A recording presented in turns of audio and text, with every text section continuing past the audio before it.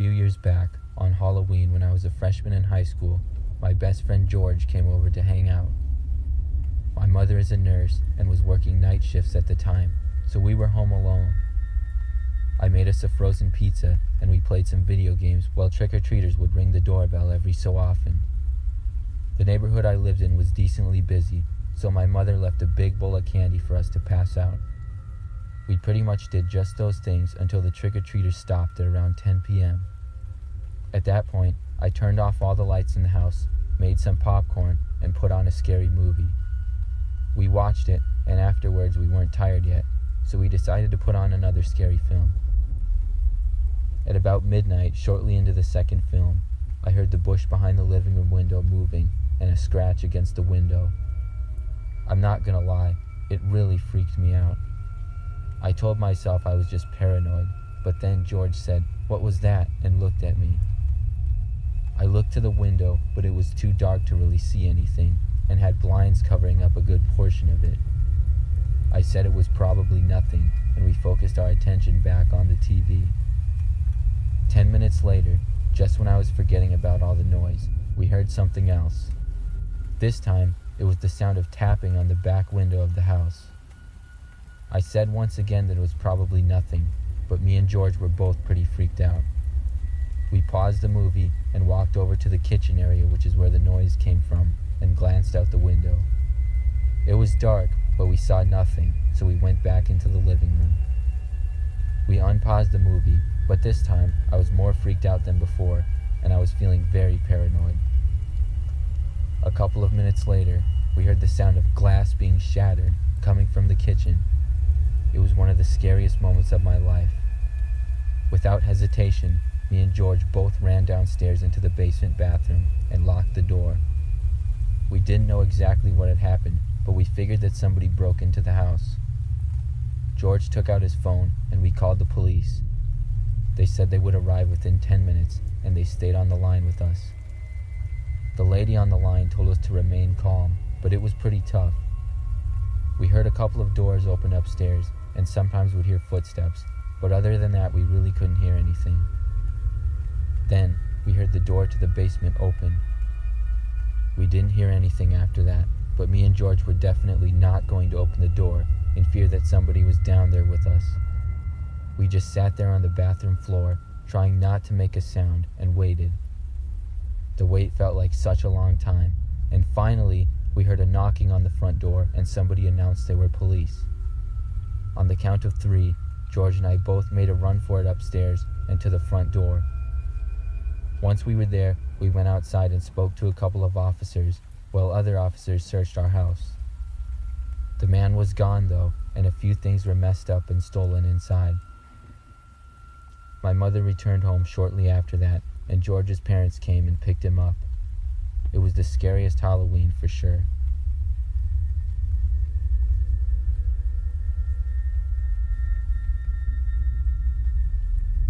Last Halloween, my sister and I threw a Halloween party at our house. We were both fairly popular college girls, and we knew there would be a lot of people to come to the party. We decorated our place up a little bit, and then put on our costumes. Our close friends were the first people to show up at about 5 p.m., and then slowly more and more people came. Eventually, our house had about 100 college kids in it, all wearing costumes. It was a pretty fun time, until one of my friends came up to me and complained about a man dressed up in an Albert Einstein costume who was annoying some of the girls. I looked around the room until I saw the guy. He was wearing a full mask, so I had no clue as to who he was. He was standing in the corner of the room, so I walked over to him. He looked at me, and I asked who he was. He didn't answer at all and didn't say a word. It was pretty loud in there, so I walked into the kitchen, which was empty, and he followed me in. I told him some people were complaining about him, and asked him again who he was. He still just stood there and didn't say anything. Then I told him he should leave. I wasn't sure if it was one of my friends trying to be funny, or just a random kid. Then he started to approach me and got very close. I felt uncomfortable, and I left the room to get my friend Jack. I told him about the guy and asked if he knew who he was.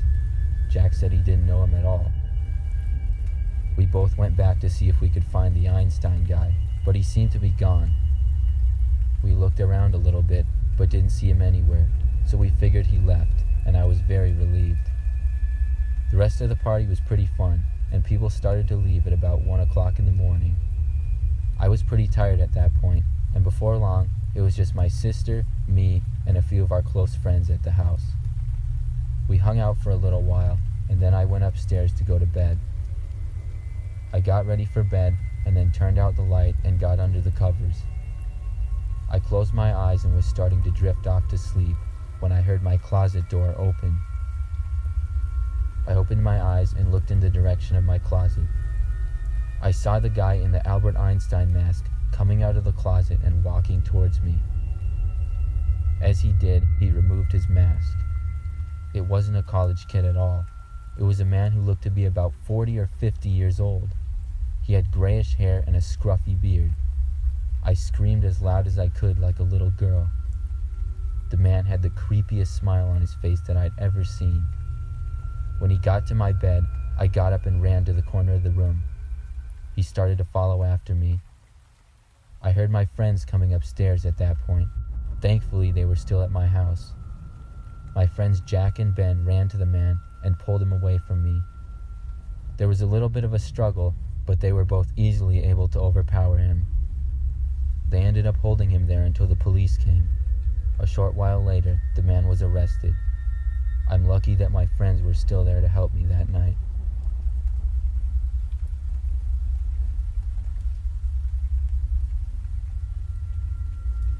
This story took place 2 years ago. It was Halloween evening at about 6 or 7 p.m., and I was at my house watching TV.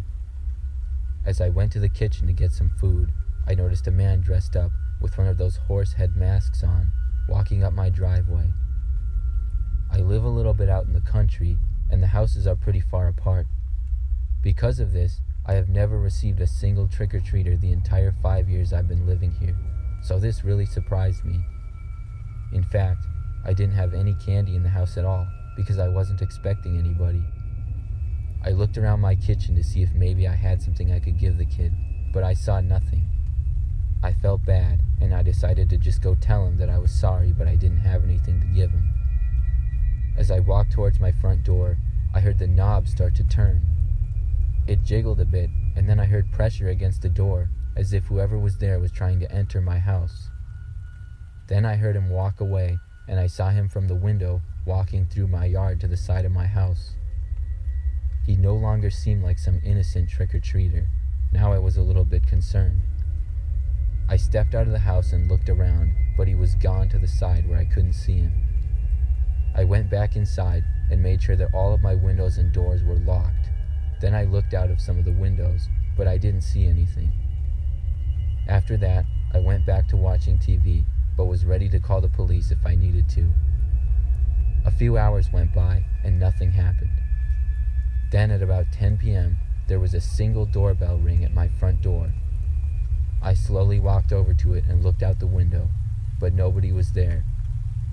I was beginning to get annoyed, and I opened the door and shouted that if there was any more of this nonsense, I would call the police.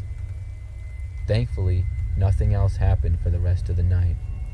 However, when I woke up the next morning, I looked out my window, and I saw that hanging on a tree branch directly facing my bedroom was the horse face mask that the person had been wearing the night before. It was a pretty creepy thing to see.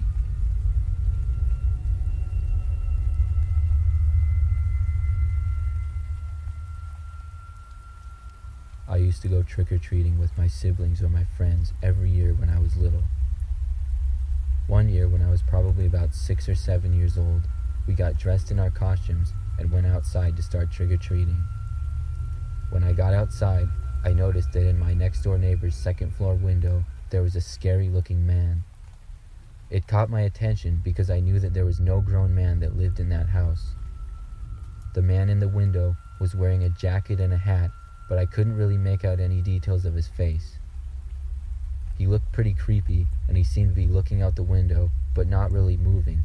So after a while, I started to think that it was just a Halloween decoration. I had to admit that it had me fooled, but if it was a decoration, it seemed pretty cool. After looking at it some more, I figured that's what it was, and we went on with our trick-or-treating. We were gone several hours, and I ended up getting lots of candy and then came back home. The man in the window was gone now, but it was pretty late, so I didn't really think anything of it. The next day, I saw my friend who lived in the house, and I asked him about the man in the window, if it was a Halloween decoration that he put up. He looked confused when I asked him, and he said that they didn't put up any decorations and they were gone the night before. I thought he was joking at first, but he maintained that he wasn't there, and he seemed pretty serious about it. It was creepy to think about it after that.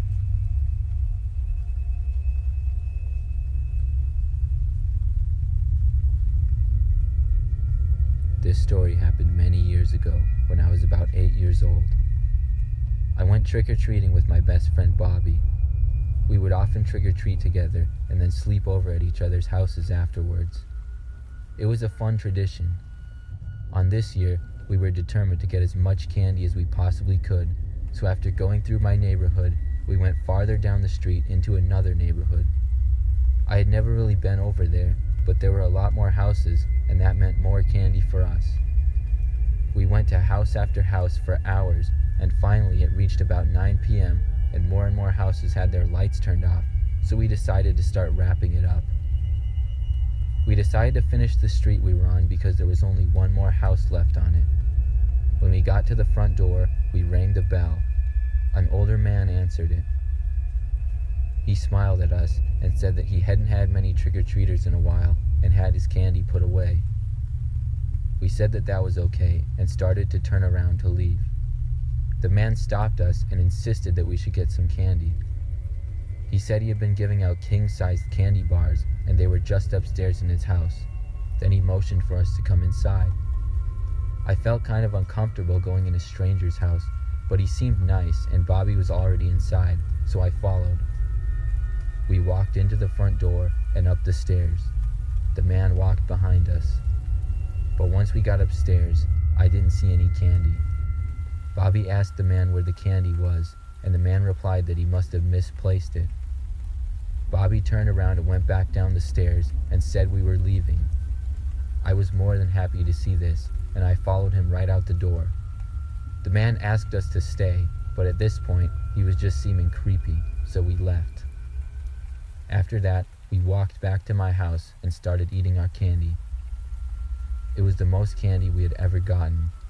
We went in my room and hung out and played some video games. It was a really fun night, until we were playing Madden, and Bobby said, "Remember the old man that made us go in his house?" "Yeah," I said. "I think I see him in the window." I thought Bobby had to be joking, and I laughed.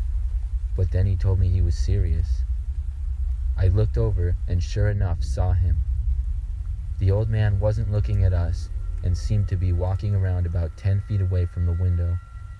We watched him walk up to the side of our house and look in another window, which was the kitchen. Then he made his way back over to my room, and when he got to our window, we both ducked and ran for the other end of the room. We hid so that we couldn't see the window, but we heard the man pressing his face up against it. We waited in silence for about a minute, and then we both looked at the same time.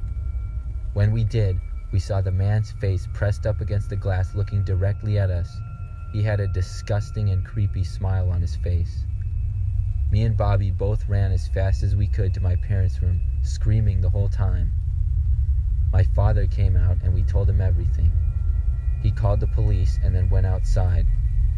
He came back in saying he didn't see anything, and the police arrived shortly after that. We were able to tell the police where the man lived, and he ended up being arrested. I felt much safer after that.